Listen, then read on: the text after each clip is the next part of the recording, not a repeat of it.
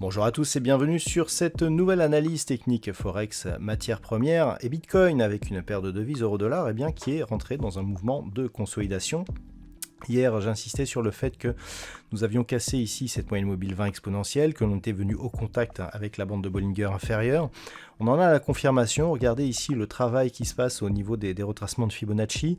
Donc on a bien confirmé le changement de tendance. On reste ici globalement sous la moyenne mobile 20 exponentielle. Donc clairement, on valide totalement le changement de polarité. On était sur une évolution qui se faisait entre cette moyenne mobile et la bande de Bollinger supérieure. Désormais, on évolue entre la moyenne mobile et la bande de Bollinger inférieure, donc début de tendance baissière. On a dans un premier temps testé le retracement à 23,6% de Fibonacci. Donc hier, je vous disais que si on restait au-dessus de cette zone, on était dans une phase de consolidation horizontale. Le problème, c'est qu'aujourd'hui, on a cassé cette zone de retracement. On est quasiment venu au contact ici de la zone de retracement à 38,2% de Fibonacci. C'est la zone des 1.0635 qui a fait office de support. Et donc, pour l'instant, on est sur un début de mouvement de consolidation. Donc, le signal de rupture ici de cette zone des 1.0635 doublé d'une cassure de la zone ici des 1.0620 pourrait nous donner un objectif dans cette zone ici 50,618, c'est-à-dire entre 1.0516 et 1.0568.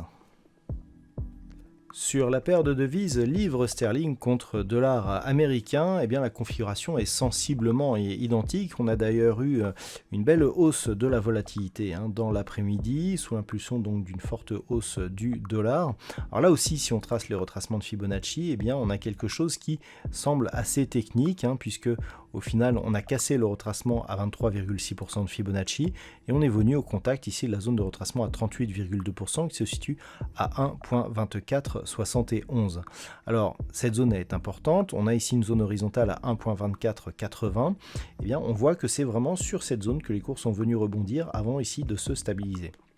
On a connu donc une forte accélération.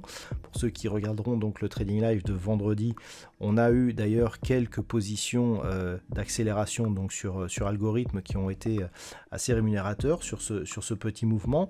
Et donc, par rapport à cette paire de devises livre sterling contre dollar américain, on a clairement un signal de consolidation qui est en train de prendre de la puissance. On sait que cette zone ici des 1.2480 représente une zone majeure. On est venu s'appuyer sur celle-ci.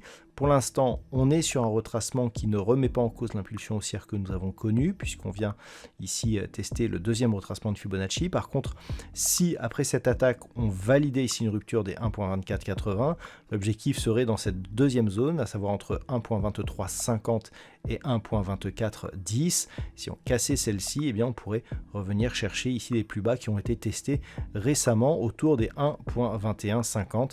Il faudrait repasser au-delà des 1.2610 pour commencer à réimpulser une dynamique haussière sur cette paire de devises. Alors que sur l'or, c'est vraiment le statu quo. On continue à osciller autour de cette zone des 1850 $ l'once. On pensait en début de journée que les cours pouvaient prendre une dynamique baissière. C'était un petit peu mon sentiment aussi. Je pensais qu'on allait rejoindre ici la zone des 1807. Mais au final, non. On est revenu ici au contact de cette zone des 1850. Et on est vraiment ici autour d'une zone d'équilibre sur ce métal jaune. Donc pour l'instant, pas de tendance à court terme. C'est vraiment très aléatoire, je dirais, les biais directionnels que l'on peut avoir actuellement sur cet actif.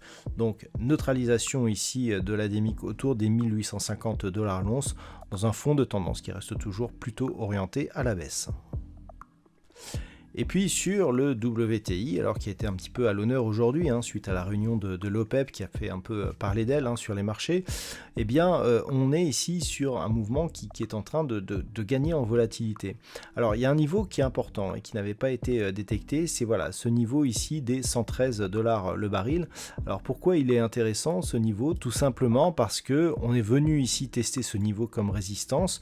Depuis, il a été franchi, on le voit d'ailleurs, le travail technique autour de cette zone. zone, et puis on est venu marquer un nouveau plus haut, donc au-delà des 118 $ le baril, avant de revenir sur cette ancienne zone de résistance secondaire qui a agi comme niveau de support. Alors depuis, on est dans une phase de consolidation, hein, mais on oscille autour des 115 $ le baril, dont on sait que c'est un niveau majeur. Le fait ici que l'on n'est pas plus consolidé par rapport justement à l'attaque de cette zone des 115 nous indique que on est potentiellement dans un début de mouvement haussier. On le voit, les cours restent à proximité ici de la moyenne mobile après cette attaque ici, et donc le fait d'avoir longé ici cette bande de Bollinger, et donc le fait que l'on n'aille pas plus loin nous indique que l'on est toujours sur une dynamique haussière qui est en train de consolider, qui est en train de reprendre des forces. Une nouvelle cassure à la hausse ici significative des 115 $ le baril, eh bien, pourrait nous donner comme objectif la prochaine zone de résistance qui se situe à 125 $ le baril. Et puis enfin, le Bitcoin, on pourrait dire que quand ça ne veut pas, eh bien ça ne veut pas. On est ici en vue 4 heures. On peut voir que le Bitcoin n'arrive plus à décoller de cette zone ici des 30 000 $ pour un Bitcoin. On est venu ici depuis assez loin consolider sur ce niveau. On sait que c'est un niveau majeur sur la tendance moyen-long terme, et depuis, on n'arrive plus à redécoller. Hier, je vous indiquais une possible reprise d'une dynamique haussière, hein, avec ici cette dynamique qui était en train de se développer. On commençait ici à consolider, donc pour l'instant il n'y avait rien de grave, on restait sur un biais plutôt haussier, et puis le fait ici que l'on revienne brutalement et que comme par hasard on s'arrête encore une fois juste sur cette zone des 30 000 $ pour un Bitcoin, nous indique qu'on est toujours dans cette phase de neutralisation. Donc pour l'instant, nul ne sait comment va évoluer cette crypto-monnaie. Tout ce que l'on sait, c'est qu'en cas de rupture, et donc notamment si on cassait cette nouvelle zone intermédiaire ici des 28 600 $ pour un Bitcoin, on pourrait accélérer à la baisse. On sait que cette zone des 30 000 ici, elle est majeure. On savait qu'on allait avoir des tests qui pouvaient être assez longs sur cette zone, tellement elle est importante donc pour la cotation de cet actif. Si ce niveau venait à céder, on peut craindre une forte accélération avec comme objectif moyen terme, eh bien, un retour possible sur la zone des 15 000 $ pour un Bitcoin. Voilà donc ce que l'on peut dire sur cette analyse technique Forex, matières premières et crypto-monnaie.